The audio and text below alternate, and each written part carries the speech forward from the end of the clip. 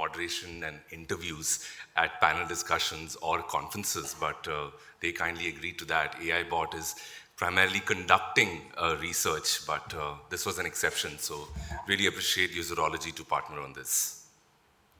So if there are any goof-ups, it's a prototype.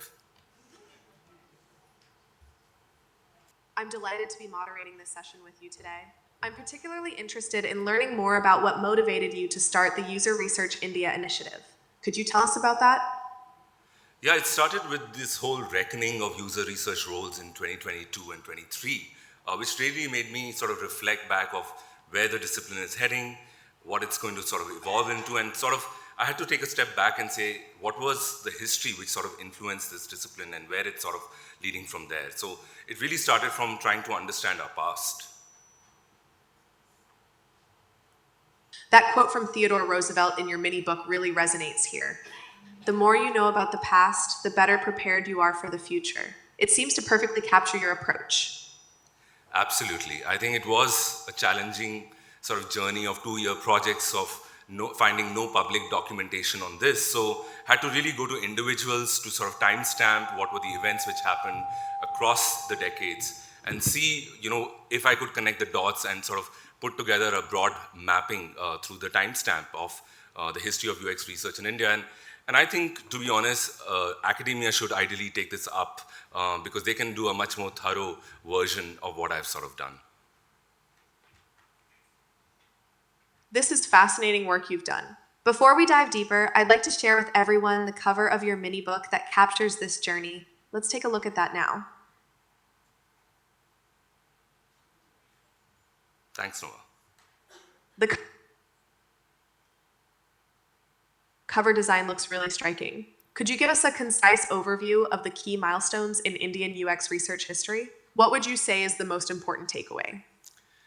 Yeah, I would say that there were broadly 3 disciplines which sort of came together from what we understood as UX research, and that was the biggest sort of learning.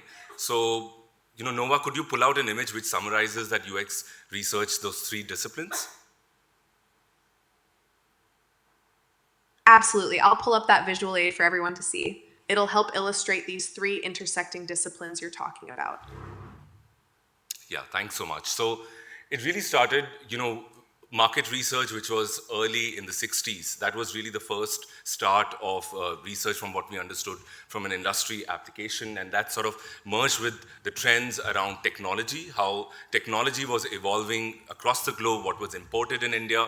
And it sort of merged in terms of science and technology industries, where they started looking at screens and what do they need to do research in order to understand the screen interaction. And that led to the second discipline, which is human-computer interaction.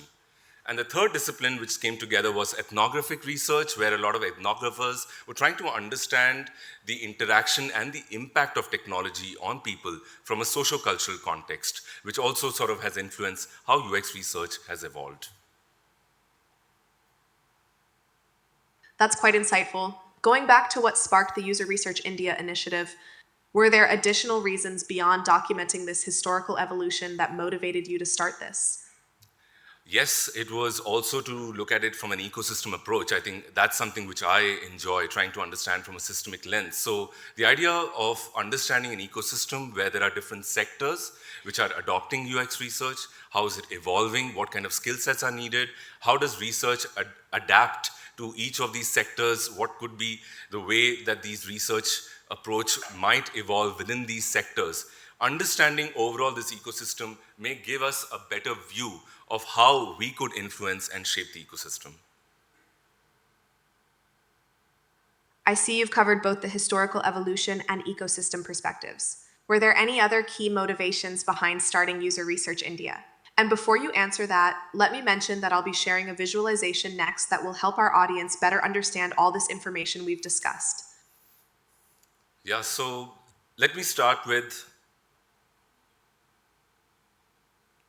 Noah, can you pull the image? Yeah, thank you.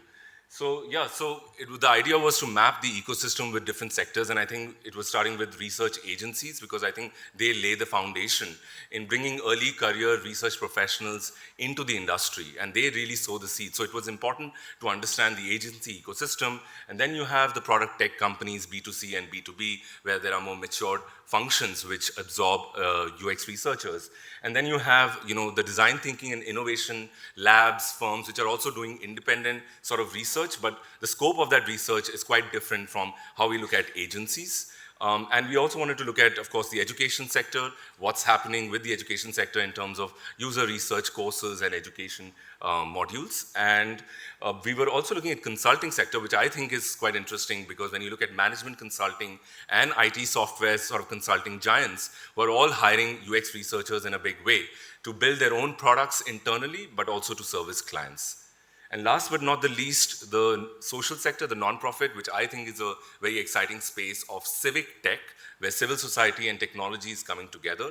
And again, I think researchers can play a very interesting role there and can also look at a more meaningful impact. So that's really the summary of how the ecosystem sectors we are sort of mapping.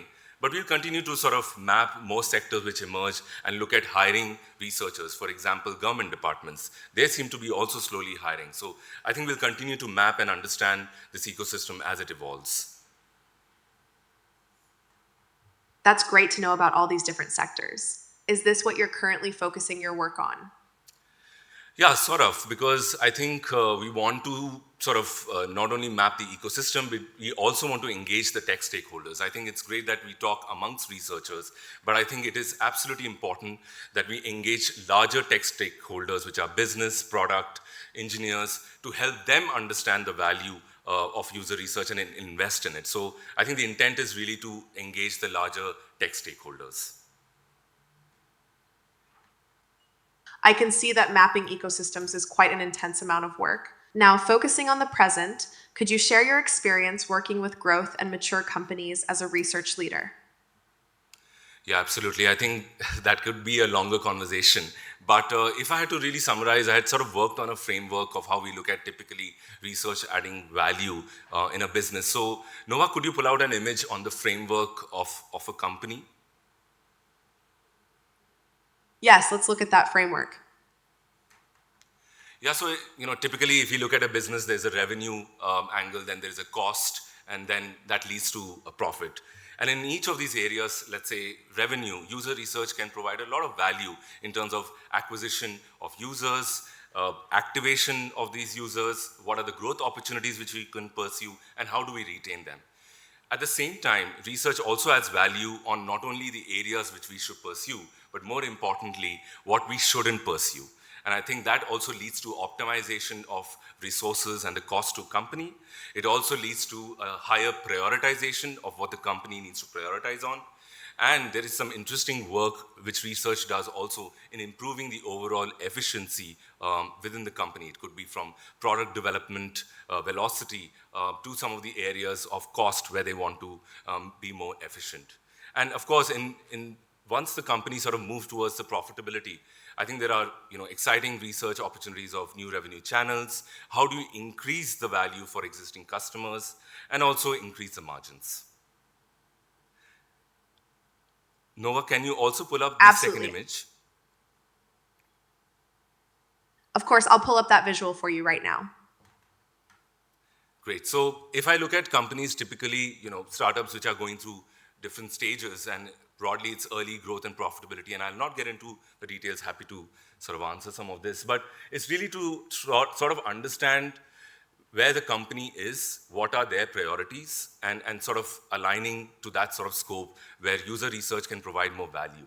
And I think that's where, when there are early stage startups, anywhere from trying to figure out a product market fit to getting their customers, there's a lot of research which we do which are more foundational in nature, and that really sort of allows us to iterate, test, and learn better, which also builds some sort of base for our customers, understanding our customers. And then as we move to the growth stage, there are areas where we continue to improve. We share our learnings about our consumers and also sort of leverage what we already know.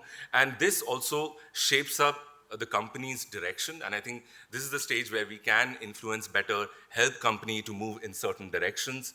And of course, once the company has sort of matured at a stage where they are focused on profitability, I think it's really then to leverage strategic sort of research work, which will help them see what can they do more, what can they look ahead at, and that also looks at more nuanced, enhanced research, and that also brings some of the focus within the research team.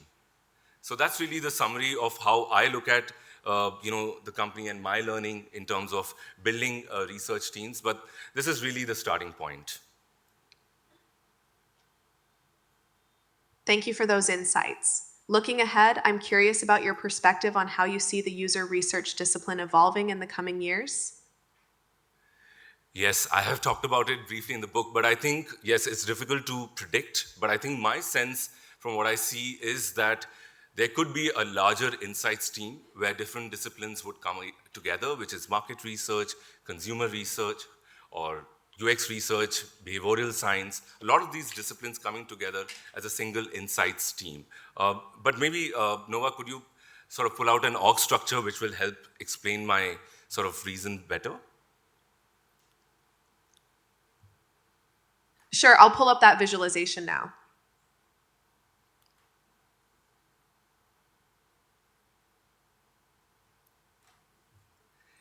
Sure. Hey, Nova, can you pull out the organization structure image? Yes, let's move to the next section to look at that organizational structure. Yeah, so typically I would say that, the ideal reporting would be for insights team to report into the strategy, which actually influences the company and the business directions. And you also have an insights team which is embedded more deeply in product and business, which can influence product development from ground up. And that sort of helps the research to be closer to business, to strategy, which will also, allow research to deliver the kind of value and impact it foresees. And it sort of works in sort of combination with different teams to provide value in different stages. So this is one example. There can be different sort of examples based on the organization or company because it really depends how these companies are operating in different sectors. But Noah, can you pull out another image which talks about the value of insights team in this sort of organization structure? Absolutely, I agree. Let's move forward to look at that. Yeah, so basically the idea is that, insights team not only is providing the user lens, which while they work with product and marketing teams to deliver those kind of insights which are user centric, but it also, while working with the strategy team, is influencing business, and bringing that balance of influence with business and user will make an insights team or a research team more indispensable to the company. We're nearing the end of our time together, and this has been incredibly insightful. Before we wrap up, what final thoughts would you like to share with our audience? Yeah, I think there'll be two things. One is that I think it is imperative, not just important, that for all of us as researchers to come together and sort of really talk to more and more stakeholders to help them understand the value of research. Research needs to stand independent as a function, and it needs to deliver a value. Given the kind of trends which are happening, we are at sort of a nascent stage, what UX was 15 years back. It is important that researchers really think hard and sort of go out there to talk to other stakeholders. So that's one. And second, in the Indian context, I think we are sitting on gold mine of insights. The kind of insights which we are able to generate, it's unlike anywhere in the world. And I think it's time that now the global products cannot just come from the global north and be retrofitted in the global south. We are the billion users, we own the market, and I think it's important that our research findings percolate into products which are for global markets, but coming from global south. Thank you, Achyutha, for sharing your valuable insights today, and thank you everyone for being such an engaged audience. Thank you, Noah. Thank you so much.